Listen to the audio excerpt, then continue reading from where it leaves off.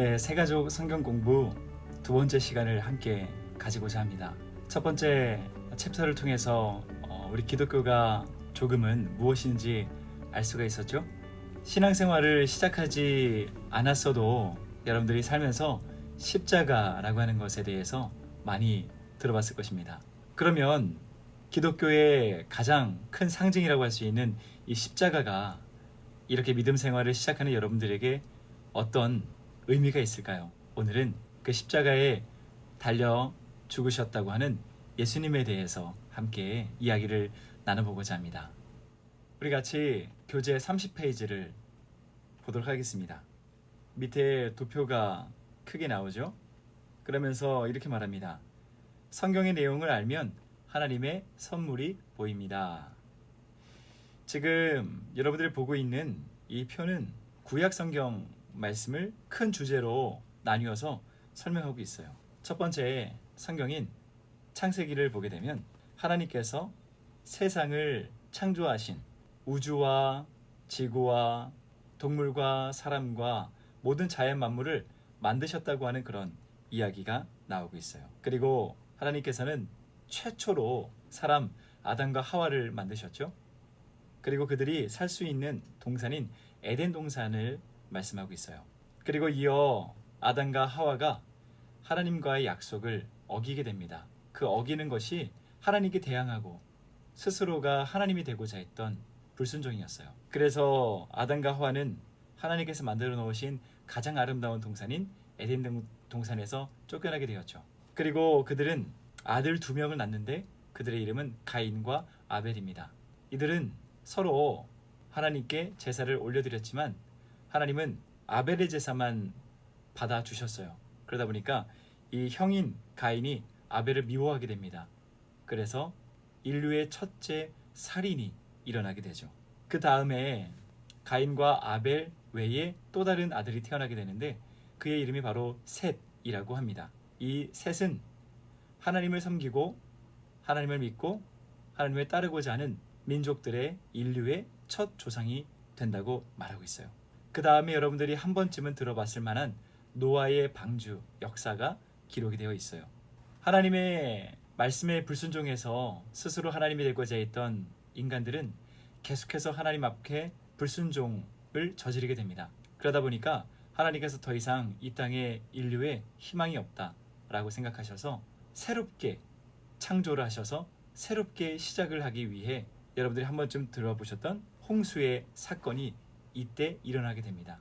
그리고 이때 살아남은 사람이 노아와 그리고 그들의 가족 8명만 살아남게 되죠. 그리고 그 이후에 태어나는 자손들로 인해서 인류가 형성됩니다. 그런데 또다시 인류는 하나님 앞에 죄를 저지르게 돼요. 그래서 쌓은 탑이 바로 바벨탑입니다. 그 뜻은 우리의 이름을 더욱더 높여서 하나님만큼 높아지자라고 하는 그런 탑이었어요. 그래서 하나님 앞에 아주 교만한 탑이라고 말할 수 있죠. 그 이후에 아브라함이라고 하는 사람을 하나님께서 선택하셔서 내가 이 아브라함을 통해서 이스라엘이라고 하는 하나님만 섬기고 하나님을 따르고자 했던 그런 민족을 만들겠다 하십니다. 그리고 이 아브라함을 통해서 이삭이 태어나게 되고 그리고 이삭을 통해서 야곱이라는 사람이 태어나게 돼요. 그 다음 이 야곱의 아들들이 12명이 태어나고 1명의 딸이 태어나게 되는데 이들을 통해서 이스라엘 백성들이 형성되게 됩니다. 그리고 그 중에서 11번째 아들이었던 요셉이 형들의 미움을 받아서 이집트, 여기서 말하고 있는 그 애굽으로 종으로 팔리게 됩니다. 그리고 이 요셉은 그 애굽의 이집트의 총리가 되죠.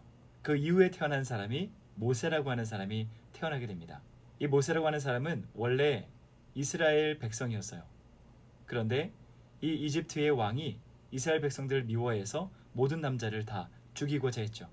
그런데 그 가운데 간신히 살아남았고 또 공주에게 발견되어서 이집트 나라의 왕자로 입양이 되게 됩니다. 그리고 이 모세 옆에 지금 도표를 보게 되면 40, 40, 40이라고 나오죠. 모세가 40살이 되었을 때 싸우고 있는 것을 보다 못해 이집트의 사람을 죽여버리게 됩니다. 살인사건이 일어나서 모세는 이집트의 왕자의 신분에서 쫓겨나게 됩니다. 그리고 미디안이라고 하는 그 광야에 쫓겨나서 또다시 40년을 보내게 됩니다. 그렇게 80세가 되었을 때 하나님께서는 이집트의 노예로 살고 있었던 이스라엘 백성들을 구원하시기 위해서 모세를 이집트 사람들에게 보내게 돼요. 그래서 약 250만 명이나 되는 이스라엘 백성들이 이집트를 탈출하게 됩니다. 지도자는 모세였죠. 그 이후에 또 40년의 광야 생활을 거치게 돼요. 그래서 이들이 이집트를 탈출하고 첫 번째 만났던 곳이 홍해라고 하는 바닷가였습니다.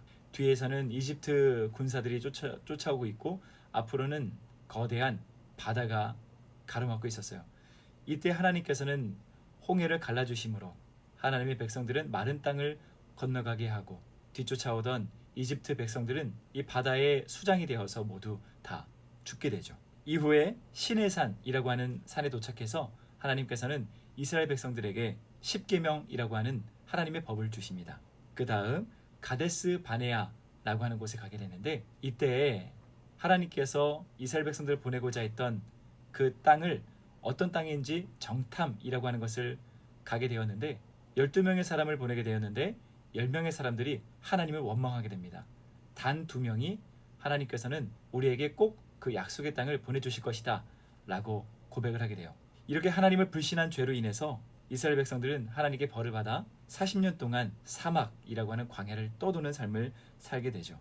그리고 모압 평지라고 하는 곳에 도착해서 모세는 나이가 아주 많이 들어 약속의 땅엔 들어갈 수 없지만 신명기라고 하는 성경을 통해서 이스라엘 백성들에게 하나님에 대해 다시 한 번 더 교육을 해줍니다. 그리고 모세가 죽고 이번에는 여호수아라고 하는 사람이 지도자의 자리에 오르게 돼요. 그리고 이스라엘 백성들을 데리고 약속의 땅으로 쳐들어가서 그 땅에 살고 있었던 하나님께 끔찍한 죄를 저질렀던 가나안 사람들을 다 몰아내게 됩니다. 그리고 여호수아가 죽고 이스라엘 지도자라고 하는 뜻을 갖고 있는 사사라고 하는 대통령이라고 말할 수 있죠. 그 사사들이 이스라엘 백성들을 이끌게 돼요. 그런데 이때는 하나님을 한참 떠나서 하나님의 말씀도 떠나서 아주 죄악된 길을 걸어가게 됩니다. 그러다가 하나님께서는 이스라엘 백성들에게 왕을 세워줘야 하겠다라고 해서 마지막 사사로 사무엘이라고 하는 사람을 보내게 됩니다. 그래서 처음으로 왕 위에 오른 사람이 사울이라고 하는 왕이죠. 그러나 하나님께 많은 죄를 저지르게 돼요. 그래서 하나님께서 그 다음으로 기뻐하시는 왕을 왕 위에 오르게 되는데 그 사람이 바로 다윗이라고 하는 왕입니다. 이 다윗은 하나님께서 내 마음에 합한 자라고 말씀을 하실 만큼 하나님께 아주 기쁨을 드렸던 사람이었어요. 그리고 다윗이 죽고 난 이후 그의 아들 솔로몬이 이스라엘 백성들의 왕 위에 오르게 되죠.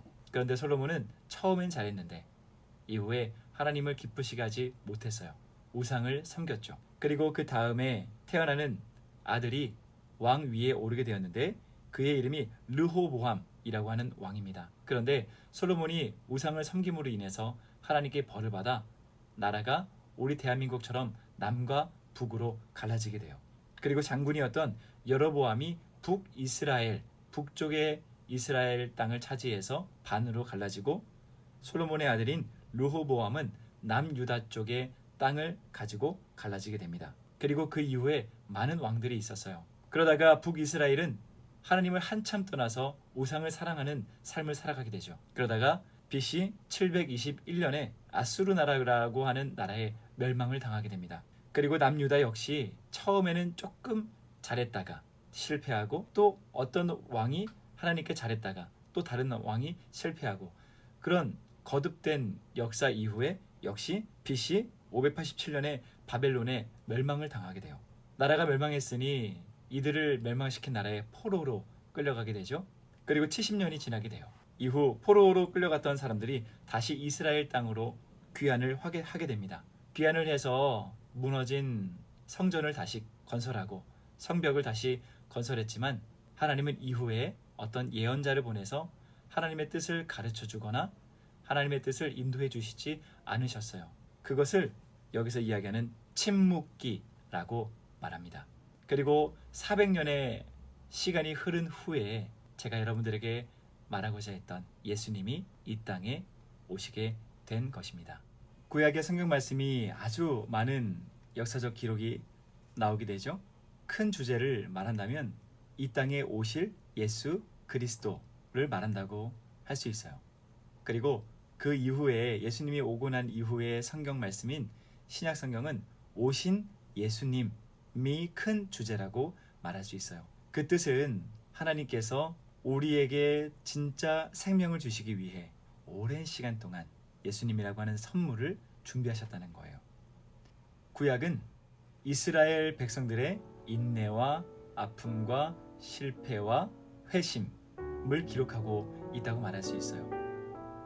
그리고 그들을 포기하지 않고 끝까지 하나님의 말씀을 들려주시고 가르쳐 주심으로 하나님께 돌아오고자 하는 하나님의 상처 입은 그 사랑의 모습들이 계속해서 나오고 있죠. 그리고 결국에는 하나님 앞에 무수한 죄를 저지른 더 이상 하나님께 나아올 자격조차 없는 자들에게 하나님께서는 하나님의 아들이라고 하는 예수님을 이 땅에 보내주셔서 다시 하나님께 올 수 있는 가장 분명하고 명확한 길을 가르쳐 주시기 위해 예수님을 이 땅에 보내주셨다는 거예요. 우리 이번 과를 정리하면서 32페이지에 이 초록색 글씨를 같이 읽어보도록 하겠습니다. 당신을 위해 오랫동안 준비하신 선물, 그것은 바로 예수 그리스도이십니다. 남은 과를 공부하면서 예수님의 사랑과 예수님께서 하신 일, 예수님의 십자가에 대해서 하나하나 배워가면서 믿음을 성장시키시길 소망합니다. 감사합니다.